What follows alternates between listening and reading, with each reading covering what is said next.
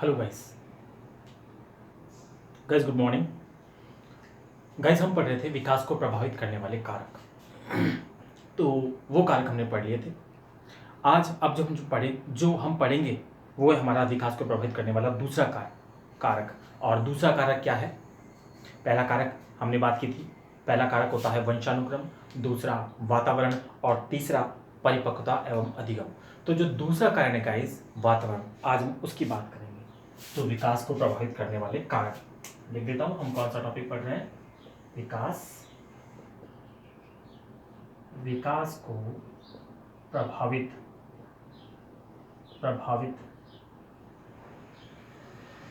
करने वाले विकास को प्रभावित करने वाले कारक। ठीक है गाइस, विकास को प्रभावित करने वाले कारक, जिसमें से एक कारक जो हमारा था, पहला कारक, थोड़ा सा मैं इसको ऊपर कर देता हूं। जो एक कारक था हमारा विकास को प्रभावित करने वाला कारक, वंशानुक्रम, वो हमने पढ़ लिया था। ठीक है। दूसरा कारक गाइस कौन सा आता है? पहला कारक वंशानुक्रम हो चुका था हमारा वंशानुक्रम। पिछली क्लास में हमने काफी डिटेल में पढ़ लिया इसे। वंशानुक्रम हो गया था। आज जो हम पढ़ेंगे वो पढ़ेंगे दूसरा कारक। और दूसरा कारक कौन सा है गाइस? वातावरण। तो आज हम वातावरण के बारे में जानकारी लेंगे कि वातावरण बालक को कैसे प्रभावित करता है, इसकी हम बात करेंगे। ठीक है। तो चलिए गाइस, वातावरण की अगर बात करें तो मैं इसको थोड़ा सेटिंग को थोड़ा कर देता हूँ। ठीक है। तो भाई वातावरण की बात करें तो वातावरण जो हमारे चारों ओर है उसी को वातावरण बोलते हैं। ठीक है। तो या मैं कहूँ कि वातावरण का शब्द एक पर्यायवाची शब्द होता है। वो पर्यायवाची शब्द है पर्यावरण। ठीक है। वातावरण का पर्यायवाची दोस्तों क्या होता है? पर्यावरण, जिसको हम लिखते हैं पर्यावरण। ठीक है। तो मैं इसको ऐसे लिख दूं, वातावरण इक्वल्स टू पर्यावरण। और जो पर्यावरण का शब्द है ये दो शब्दों के मेल से बना हुआ है। अगर जब इसका संधि विच्छेद आपसे करने के लिए कहा जाता है तो आप कैसे करते हो? परि प्लस वातावरण, सॉरी आवरण, परि प्लस आवरण। तो जो कुछ भी हमारे चारों ओर है वही क्या है? परि मतलब चारों तरफ, और आवरण जो कुछ भी हमें चारों तरफ से ढके हुए है वही क्या है? पर्यावरण। ठीक है। और पर्यावरण वही उसे ही हम कहते हैं वातावरण। ठीक है। तो पर्यावरण के अंतर्गत जो कुछ भी चीज हमारे चारों तरफ होती है वही हमारा पर्यावरण होता है। ठीक है। और पर्यावरण बालक के विकास को प्रभावित करता है। और इसीलिए कहा गया है गाइस कि जो वातावरण होता है वो कोई बाहरी शक्ति है जो व्यक्ति के विकास को प्रभावित करता है। ऐसा किसने कहा है? ऐसा कहा है रॉस ने। तो क्या कहा गया है? वातावरण कोई बाहरी शक्ति है, कोई बाहरी शक्ति है जो बालक के विकास को प्रभावित करती है, जो बालक के विकास को प्रभावित करती है। ठीक है। ठीक है गाइस, करती है। ये गाइस एग्जाम्स में कई बार पूछा जा चुका है। ठीक है। वातावरण कोई बाहरी शक्ति है जो बालक के विकास को प्रभावित करती है, ऐसा किसने कहा है? तो गाइस किसने कहा है? रॉस ने। किसने कहा है गाइस? रॉस। ये सेंटेंस किसका है? रॉस का। ये आपको याद रखना है। और ऐसा एग्जाम से पूछा जा चुका है कि किसके अनुसार वातावरण कोई बाहरी शक्ति है जो कि बालक के विकास को प्रभावित करती है। तो गाइस किसके अनुसार? रॉस के अनुसार। तो चलिए अब हम बात कर लेते हैं वातावरण की। पुनः जो हमने अभी समझा, तो विकास को प्रभावित करने वाला दूसरा प्रमुख कारक होता है वातावरण। क्या लिखेंगे हम? वातावरण बालक के विकास को प्रभावित करने वाला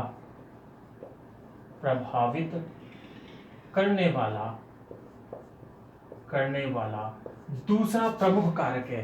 पहला प्रमुख कारक कौन सा गाइस? वंशानुक्रम। पहला प्रमुख कारक वंशानुक्रम है। वातावरण बालक के विकास को प्रभावित करने वाला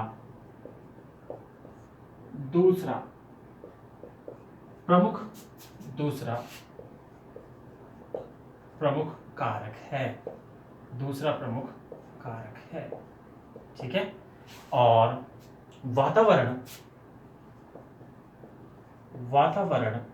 किसका समानार्थी होता है गाइस? पर्यावरण का।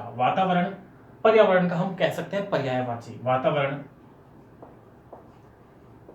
पर्यावरण का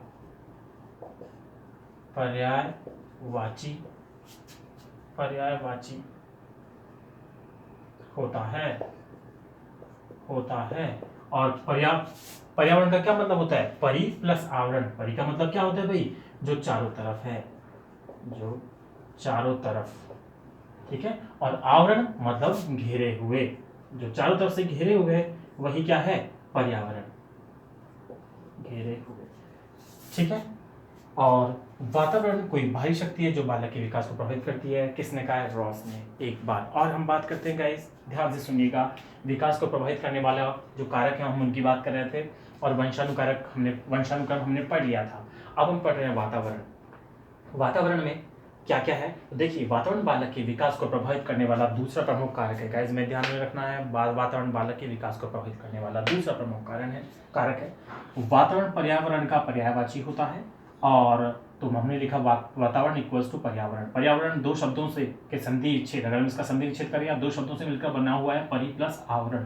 परि का मतलब होता है चारों तरफ और घेरे हुए, यानी वातावरण हमारे जो चारों तरफ से जो हमें घेरे हुए, वही क्या है? वातावरण, ठीक है। अब देखिए गाइस, वातावरण कोई बाहरी शक्ति है जो कि बालक के विकास को प्रभावित करती है। किसने कहा है गाइस? ये कहा है रॉस के अनुसार। अब इसमें हम एक छोटा सा नोट लगा के लिखेंगे, ये भी एग्जाम में पूछ लिया गया है। नोट, वातावरण के अंतर्गत बालक भी उच्च संगठित ऊर्जा तंत्र होता है, ठीक है।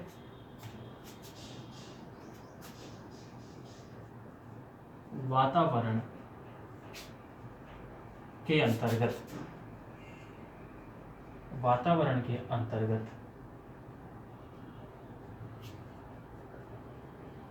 बालक भी एक उच्च संगठित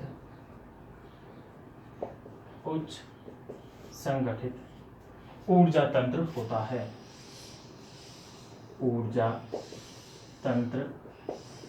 होता है। ठीक है। ये रॉस ने नहीं कहा है गाइस, रॉस ने तो क्या कहा है? सिर्फ ये वातावरण कोई बाहरी शक्ति जो बालक के विकास को प्रभावित करती है, रॉस, ठीक है। वातावरण के अंतर्गत बालक एक उच्च संगठित ऊर्जा तंत्र है। ये सिर्फ नोट है, आपको याद रखना है, क्योंकि ये भी क्वेश्चन एग्जाम में पूछा गया है कि वातावरण के अंतर्गत बालक को क्या माना गया है। तो गाइस क्या माना गया है? उच्च संगठित ऊर्जा तंत्र। एग्जाम्स में ऐसा पूछ लिया गया है, ठीक है। तो ये हमने वातावरण की बात की। अब देखिए गाइस, वातावरण बालक के विकास को प्रभावित कैसे करता है, ठीक है। You can take a screenshot of this. चलिए मैं इरेज करता हूं इसको।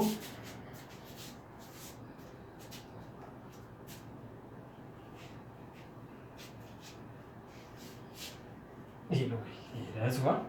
ध्यान से देखते जाइए गाइस, एक एक बात को हमें बहुत ध्यान से देखना है, क्योंकि क्वेश्चन एग्जाम में इनमें से कहीं से भी पूछ लिया जाता है।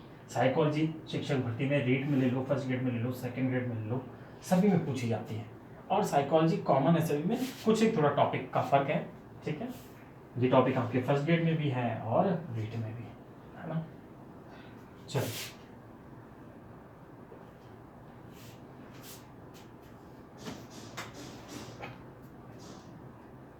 चलिए देखो भाई, आगे हम क्या बात करेंगे कि देखो, वातावरण के अंतर्गत, ठीक है, वातावरण के अंतर्गत बालक का विकास होता है।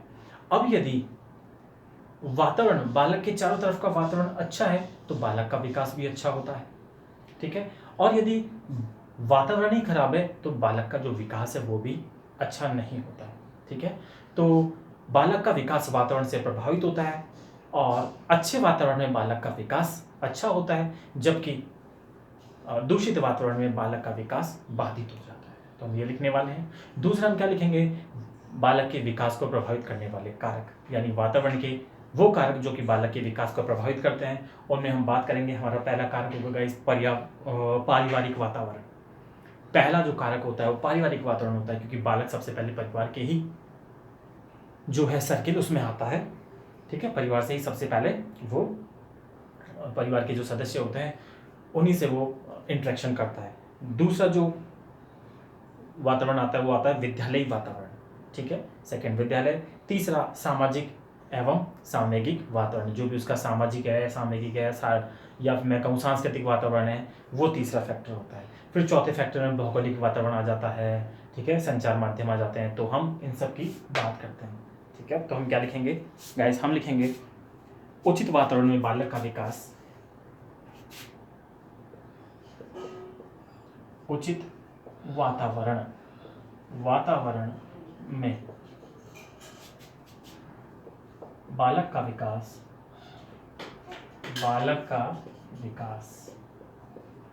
अच्छा होता है, जबकि अनुचित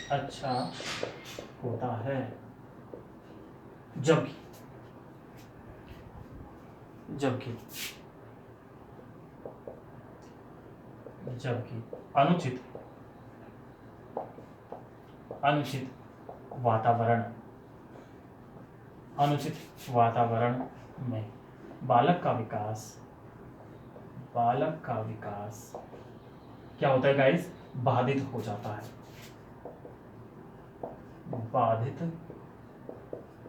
जाता है। ये आपको ध्यान रखना है। उचित वातावरण में बालक का विकास उचित होता है या अच्छा होता है या श्रेष्ठ होता है, जबकि अनुचित वातावरण होगा तो बालक का विकास बाधित हो जाता है। अब वातावरण के अंतर्गत कौन कौन से कारक आते हैं? ठीक है, तो हम लिखेंगे वातावरण के अंतर्गत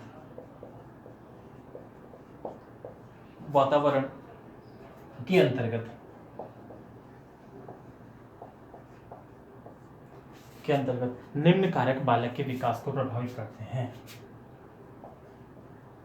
निम्न कारक बालक के विकास को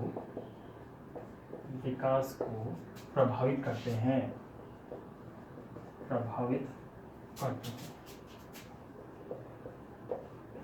कौन कौन से कारक प्रभावित करते हैं गाइस? इंपॉर्टेंट चीज है। पहला पारिवारिक वातावरण।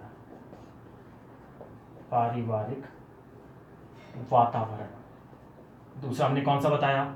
दूसरा जो बालक के विकास को प्रभावित करेगा, ठीक है, उसके जो निकटस्थ रहते हैं, सबसे निकटस्थ तो परिवार रहता है। दूसरा कौन सा होता है? विद्यालयी वातावरण। तो दूसरा हम लिखेंगे विद्यालयी वातावरण। तीसरा लिखेंगे, तीसरा क्या होगा? परिवार होगा, हो गया, विद्यालय हो गया। अब तीसरा नंबर आता है हमारे समाज का। ठीक है, तो हम लिखेंगे सामाजिक एवं सांस्कृतिक वातावरण। सामाजिक एवं सांस्कृतिक वातावरण। ठीक है गाइस, चौथा जो कारक प्रभावित करेगा वो होता है मनोवैज्ञानिक वातावरण। मनोवैज्ञानिक वातावरण। ठीक है, चौथा कारक की अगर बात करें तो चौथा कारक भौगोलिक वातावरण।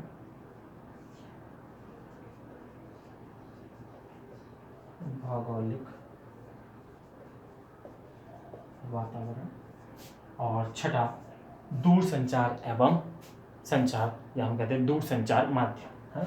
दूर संचार बोल दो, या आजकल जो भी चलचित्र, टीवी वगैरह ये भी हैं, ये सारे दूर संचार में आ जाते हैं। तो हम लिख सकते हैं दूर संचार कह दो, जनसंचार कह दो, जनसंचार माध्यम। तो ये कारक गाइस वो कारक हैं जो बालक के विकास को प्रभावित करते हैं। हम बात करते हैं कि पारिवारिक वातावरण की अगर बात करें तो गाइस पारिवारिक वातावरण मुख्य रूप से बालक के विकास को प्रभावित करता है। पारिवारिक वातावरण में क्या क्या शामिल होता है समझिएगा। पारिवारिक वातावरण में अगर मान लो जो पेरेंट्स हैं, ठीक है, उनकी लाइफ संतोषजनक है, आपस में एक दूसरे से बहुत अच्छा प्रेम करते हैं, कभी लड़ाई झगड़ा नहीं होता, तो बालक का विकास अच्छा होगा। लेकिन जिस घर में पेरेंट्स आपस में झगड़ा करते रहते हैं वहाँ गाइस बालक का विकास अच्छा नहीं होता है। ठीक है, तो ये माता पिता का संतोषजनक व्यवहार हम बोल सकते हैं। अगर माता पिता संतोषजनक अगर हैं, आपस में संतोषजनक रूप से रहते हैं तो अच्छा विकास होगा बालक का, नहीं तो बालक का विकास बाधित होगा। दूसरे कार्य की बात करें पारिवारिक के वातावरण के ही, तो गाइस हो सकता है कहीं कहीं पे बालक को जो है बहुत अधिक लाड़ प्यार दिया जाता है, ऐसी कंडीशन में भी बालक का विकास प्रभावित होता है। ठीक है, तो ये सारे वो कारक हैं जिनसे हम अच्छी तरह से वाकिफ़ हैं। ठीक है, बस हमें थोड़ा सा समझने की ज़रूरत है। तो जहाँ लाड़ प्यार दिया जाता है गाइस बच्चों को, तो वो भी बच्चों का जो है वो विकास अच्छे से नहीं हो पाता। ठीक है, इसके अलावा हम बोल दें कि कहीं कहीं पे बच्चों के साथ भेदभाव किया जाता है। ठीक है, किसी बच्चे को बहुत अधिक प्यार दिया जाता है जबकि किसी बच्चों को बिल्कुल प्यार नहीं दिया जाता। तो गाइस ऐसी कंडीशन में भी जो बालक का विकास है वो प्रभावित होता है। ठीक है, तो ये ऐसे कुछ कारक हैं जो कि बालक के विकास को प्रभावित करते हैं। ऐसे ही अगर मान लो हम बात करें कठोर नियंत्रण में अनुशासन, कहीं कहीं भी बालकों पर बहुत अधिक कठोरता बढ़ती जाती है। ठीक है, ठीक है, तो अगर जहाँ बालक को कठोर वातावरण मिलेगा वहाँ भी बालक का विकास अच्छा नहीं होता। तो बहुत अधिक लाड़ प्यार भी मिलना सही नहीं है और कठोर वातावरण भी मिलना सही नहीं है। तो सारी नॉर्मल चीज़ें हैं। दूसरे वातावरण की बात करें विद्यालयी वातावरण, तो विद्यालयी वातावरण में गाइस सबसे प्रमुख आता है कि विद्यालय में जो हमारा शिक्षक होता है, जो बच्चों का शिक्षक होता है, उसका व्यवहार कैसा है। उनके व्यवहार से बच्चे बहुत अधिक प्रभावित होते हैं। तो जो शिक्षक हैं उनका व्यवहार अच्छा होना चाहिए। उनका व्यवहार बालक के प्रति अच्छा नहीं है तो बालक का विकास भी अच्छा नहीं होता। दूसरी, विद्यालय का जो भी साधन है, विद्यालय में पढ़ाने का तरीका है या जो भी चीज़ें हैं, खेल का मैदान है, ठीक है, ये सारे भी बालक के विकास को प्रभावित करते हैं। ठीक है, उचित परिस्थितियाँ मिलने पर बालक का विकास उचित होता है, ये हमने पहले ही लिखा है। तो विद्यालय में भी यही होता है। ठीक है, कई बार जैसे मान लो कोई टॉपिक है, किसी टॉपिक को पर्टिकुलर किसी एक शिक्षण विधि से पढ़ाया जाए तो वो टॉपिक बालक के लिए बहुत आसान होता है, उस टॉपिक को बालक आसानी से समझ लेता है। लेकिन अगर उसी टॉपिक को समझाने के लिए अगर शिक्षण विधि गलत चूज कर ली जाए, शिक्षक द्वारा अगर गलत शिक्षण विधि चूज कर ली जाए तो वो टॉपिक समझना बड़ा मुश्किल हो जाता है। ठीक है, तो ये कारक भी सारे हैं जो कि विद्यालय वातावरण के अंतर्गत आते हैं और बालक के विकास को प्रभावित करते हैं। तीसरा अगर बात करें सामाजिक और सांस्कृतिक वातावरण, आजकल वो कारक है जो कि बहुत अधिक प्रभावित करता है। गाइस, समाज में जो भी रीति परंपराएं हैं, ठीक है, जो भी सांस्कृतिक परंपराएं हैं, उनसे बालक का विकास बहुत अधिक प्रभावित होता है। ठीक है, जैसे समाज में रहता है बालक वैसे ही सामाजिक गुण उसमें आने लगते हैं। इसीलिए गाइस बहुत ज़रूरी होता है कि हम जहाँ जिस सोसाइटी में रहते हैं उसके आसपास के वातावरण को भी हम देखें। ऐसा नहीं है कि हम हमारे बालक को कंट्रोल कर सकेंगे समाज या सांस्कृतिक वातावरण से, वो कंट्रोल नहीं किया जा सकता। वो समाज और संस्कृति से वाकिफ़ होगा, वो जाएगा। तो अगर समाज और सांस्कृतिक वातावरण अच्छा नहीं है तो बालक का विकास अच्छा नहीं हो पाएगा। ठीक है, अगली बात करें मनोवैज्ञानिक वातावरण, तो मनोवैज्ञानिक वातावरण के अंतर्गत बालक का जो सोचने का तरीका है, ठीक है, बालक की थिंकिंग है, बालक की भावनाएं हैं, उन चीज़ों का बालक के विकास पर बहुत अधिक प्रभाव पड़ता है। और ये मनोवैज्ञानिक वातावरण भी कहीं ना कहीं जो है चारों तरफ के लोगों से ही डिसाइड होता है। अगला है भौगोलिक वातावरण। जी हाँ, भौगोलिक वातावरण, वहाँ आर्द्रता है, ताप है, ठीक है, कितनी ठंड है, उष्णता है, इन चीज़ों से भी बालक का विकास प्रभावित होता है। आप कहोगे सर ऐसे कैसे हो सकता है, इन चीज़ों से बालक का विकास कैसे प्रभावित होगा? जी हाँ, इनसे विकास प्रभावित होता है। देखिए, टेम्परेचर मिलने पर ऐसा नहीं, उसमें शारीरिक विकास में शारीरिक तो फर्क आता ही है, साथ में उसमें जो अंदरूनी फर्क है वो भी दोस्तों आते हैं। ठीक है, ऐसा नहीं कि टेम्परेचर जहाँ पे ज़्यादा होगा तो सिर्फ शरीर में परिवर्तन होगा। शरीर में परिवर्तन होने पर उसके जो अंदरूनी परिवर्तन है, सोचने विचारने की क्षमता है, उसकी एफिशिएंसी है, वो भी उन पर भी फर्क पड़ता है। और लास्ट और फाइनल है हमारे जनसंचार माध्यम। जनसंचार माध्यम भी आजकल एक जो है बालक के विकास को प्रभावित करने वाला प्रमुख कारक है। ठीक है, जाने अनजाने में हम बहुत सारे जनसंचार माध्यम आजकल बालक के सामने होते हैं। टीवी है, वीडियो है, मोबाइल है, तो इनमें जो भी चीज़ें हैं, केवल सामाजिक और सांस्कृतिक वातावरण ही नहीं, जो पास का वातावरण है, क्योंकि यहाँ पे जनसंचार माध्यमों से जुड़ के बालक वर्ल्ड वाइड सामाजिक और सांस्कृतिक वातावरण होता है उससे परिचित होता है। ठीक है, तो इनका भी हमें बहुत विशेष ध्यान रखना होता है। अगर इनका हम अच्छे से बालक को जनसंचार माध्यमों का उपयोग एक सीमित समय के लिए और अच्छी चीज़ें देखने के लिए करते हैं तो बालक का विकास उचित होता है, बालक का विकास अच्छा होता है। अदरवाइज इन पर अगर नज़र नहीं रखी जाती है तो बालक का विकास बाधित हो जाता है। तो गाइस, विकास को प्रभावित करने वाले कारकों में ये कारक वातावरण के सारे 6 कारक वातावरण के अंतर्गत आते हैं। जनसंचार माध्यम व अन्य, इसमें और भी कारक हो सकते हैं। ठीक है, तो बहुत सारे कारक हो सकते हैं, छोटे छोटे कारक। तो गाइस, ये था हमारा आज का टॉपिक। तो विकास को प्रभावित करने वाले कारक वंशानुक्रम की हमने बात कर ली थी। वातावरण की बात करें तो वातावरण में हमने कहा कि वातावरण हो जाता है पर्यावरण का समानार्थी, और आवरण का मतलब होता है परि प्लस चारों तरफ का, और आवरण मतलब जो हमें घेरे हुए, तो चारों तरफ से जो घेरे हुए वही क्या है, पर्यावरण, वही क्या है, वातावरण। तो इससे बालक का विकास प्रभावित होता है। ठीक है, बाद में हमने बात की कि जो बालक पर्यावरण के अंतर्गत या वातावरण के अंतर्गत बालक एक उच्च ऊर्जा शक्ति या उच्च ऊर्जा तंत्र होता है। ऐसा किसने कहा गाइस? ऐसा कहा रॉस। ठीक है, तो सॉरी, जो है वातावरण कोई बाहरी शक्ति जो बालक के विकास को प्रभावित करती है, ऐसा रॉस ने कहा है। और हमने नोट्स में क्या लिखा? हमने नोट्स में लिखा कि बालक भी एक उच्च ऊर्जा शक्ति होती है। ठीक है, वातावरण के अंतर्गत बालक भी एक उच्च ऊर्जा शक्ति होती है। ठीक है, इसके बाद गाइस हमने बात की कि उचित वातावरण में बालक का विकास उचित होता है, अच्छा होता है, जबकि वातावरण अगर बाधित होता है, अनुचित होता है, तो बालक का विकास बाधित हो जाता है।